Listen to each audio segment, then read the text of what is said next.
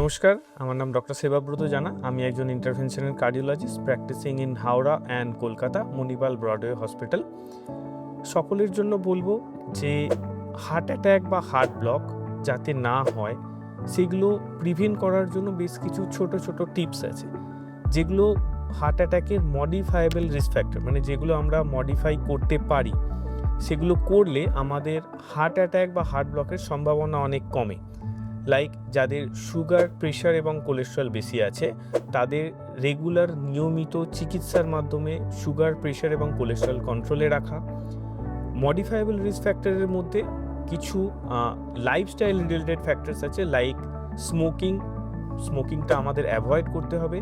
Obesity due to improper diet and physical inactivity, সেগুলো কমাতে হবে। আমাদের regular physical exercise at least 30 minutes in a day, 5 days a week, যেটা করলে আমরা একটা ওবেসিটি প্রিভেন্ট করতে পারি এবং হেলদি লাইফস্টাইল লিড করতে পারি। এবং স্ট্রেসটা কমাতে হবে। তার ফলে এই জিনিসগুলো যদি আমরা ঠিকঠাকভাবে মেনে চলি, তাহলে আমরা হার্ট অ্যাটাক বা হার্ট ব্লকের সম্ভাবনা অনেকটা কমাতে পারি।